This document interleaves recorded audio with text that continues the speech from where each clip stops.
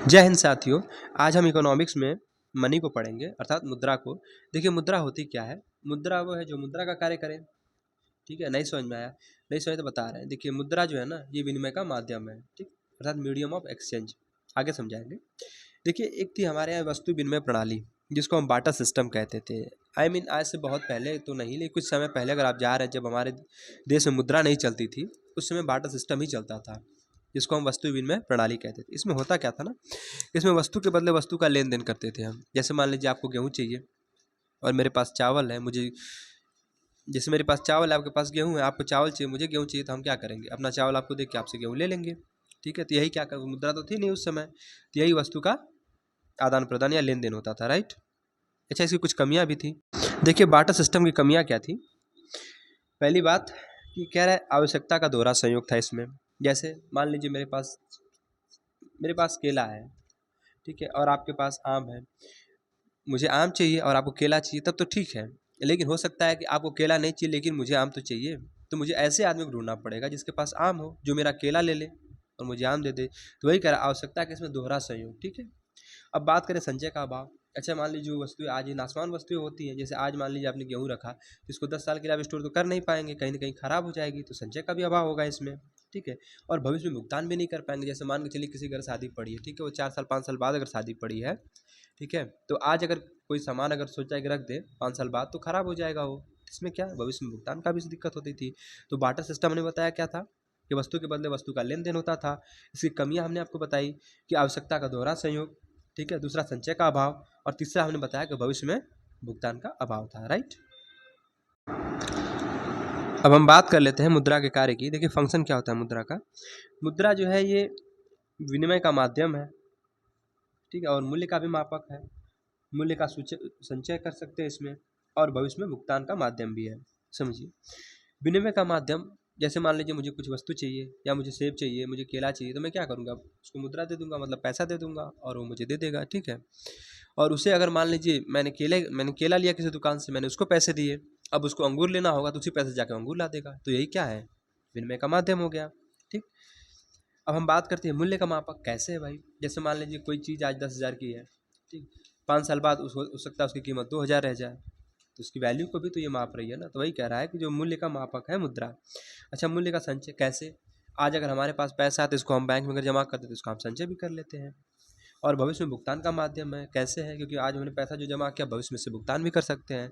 तो मुद्रा के कार्य हमने आपको बता दिया, विनिमय का माध्यम, ठीक है, यानी मीडियम ऑफ एक्सचेंज, मूल्य का मापक, फिर उसके बाद मूल्य का संचय भी कर सकते हैं हम, ठीक है, उसके बाद भविष्य में इसका भुगतान भी कर सकते हैं इसके माध्यम से। अच्छा, मुद्रा जारी करता कौन है। देखिए किसी भी देश का जो होगा ना, केंद्रीय बैंक जो होता है, सेंट्रल बैंक, वही मुद्रा जारी करता है। जैसे अपने भारत का जो आरबीआई है, रिजर्व बैंक ऑफ इंडिया, वो मुद्रा जारी करता है, ठीक है। तो ये कह रहा है मुद्रा जारी कौन करता है, तो किसी भी देश का जो केंद्रीय बैंक होता है वो मुद्रा जारी करता है। अच्छा, आप पूछे भारत में मुद्रा कौन जारी करता है, तो भारत का जो केंद्रीय बैंक है, जो सेंट्रल बैंक है, वो आरबीआई है। इसके अलावा सब कमर्शियल बैंक है, जिसको हम वाणिज्य बैंक बोलते हैं, ठीक है। लेकिन आरबीआई हमारा कैसा है, सेंट्रल बैंक है, जिसको हम केंद्रीय बैंक कहते हैं, ठीक है। अब इसको हम पढ़ेंगे आगे चल के आरबीआई होता क्या है, ठीक है। लेकिन हमारे भारत देश में मुद्रा कौन जारी करता है, आरबीआई करता है, ठीक है। देखिए अगर क्वेश्चन पूछ दे कि जैसे भारत में तो आरबीआई मुद्रा जारी करता है, पूछे पाकिस्तान में मुद्रा कौन जारी करता है, तो हमारे यहाँ भारत में आरबीआई है, लेकिन पाकिस्तान में बीओपी है, मतलब बैंक ऑफ पाकिस्तान, ठीक है। तो पाकिस्तान में मुद्रा कौन जारी करता है, बीओपी, अर्थात बैंक ऑफ पाकिस्तान जारी करता है, ठीक है। चाइना में मुद्रा कौन जारी करता है, चाइना में मुद्रा पीबीसी जारी करता है, मतलब पीपल्स बैंक ऑफ चाइना इसको बोलते हैं, ठीक। इसका फुल फॉर्म क्या है, पीपल्स बैंक ऑफ चाइना। तो चीन में मुद्रा पीबीसी जारी करता है। अच्छा, यूएसए में एफआरएस जारी करता है, जिसको फेडरल रिजर्व सिस्टम बोलते हैं। तो पूछे यूएसए में मुद्रा कौन जारी करता है, तो यूएसए में फेडरल रिजर्व सिस्टम जारी करता है। तो पाकिस्तान में हमने आपको बताया कि बैंक ऑफ पाकिस्तान मुद्रा जारी करेगा, और यूएसए में फेडरल रिजर्व सिस्टम जारी करता है, और भारत में आरबीआई जारी करता है, राइट। देखिए एक होता है मुद्रा का अवमूल्यन, नाम से ही समझ में आ रहा है, अवमूल्यन मतलब उसकी वैल्यू को घटा देना। अवमूल्यन मतलब उसके मूल्य को हम क्या कर रहे हैं, घटा रहे हैं ना। इसको हम कहते हैं डीवैल्यूएशन, ठीक है। तो मुद्रा का अवमूल्यन अर्थात डीवैल्यूएशन ऑफ करेंसी। देखते हैं क्या होता है।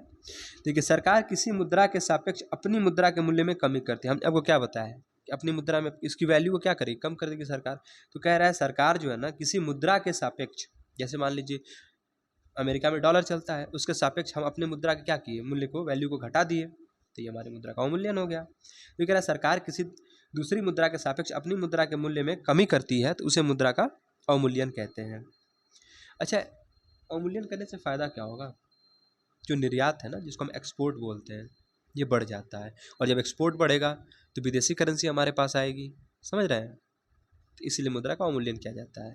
तो ये देखिए आगे लिखा है कि अवमूल्यन के उद्देश्य क्या क्या है। अवमूल्यन के उद्देश्य, इससे हम निर्यात में बताया जो हमारा एक्सपोर्ट होता है इसमें वृद्धि होती है, और जब निर्यात में वृद्धि होगी उससे हमें विदेशी मुद्रा प्राप्त होगी, ठीक है। अच्छा, पूछे भारत में अब तक कितनी बार मुद्रा का अवमूल्यन हुआ है, तो भारत में अब तक जो है 3 बार मुद्रा का अवमूल्यन हुआ है।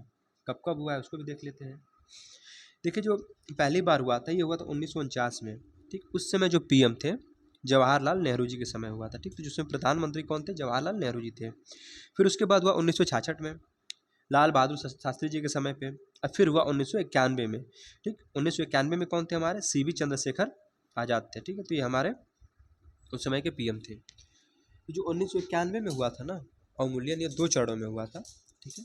तो अगर हम बात करें अवमूल्यन की, तो हमने अवमूल्यन क्या बताया आपको, अवमूल्यन क्यों होता है भाई, हम वहाँ पे निर्यात को बढ़ाने के लिए अर्थात एक्सपोर्ट को बढ़ाने के लिए हम अपनी मुद्रा का अवमूल्यन करते हैं। अवमूल्यन से फ़ायदा क्या होता है, हमें विदेशी करेंसी प्राप्त होती है। अच्छा, अवमूल्यन होता क्या है, तो हमने बताया किसी भी जो दूसरी देश होती है उसकी करेंसी के अपेक्ष हम अपनी करेंसी, जो सरकार होती है ना, अपनी करेंसी को क्या करती है, उसके मूल्य को घटा देती है ना। तो सरकार किसी दूसरी मुद्रा के सापेक्ष अपनी मुद्रा के मूल्य में कमी कर देती है, तो अवमूल्यन हो गया।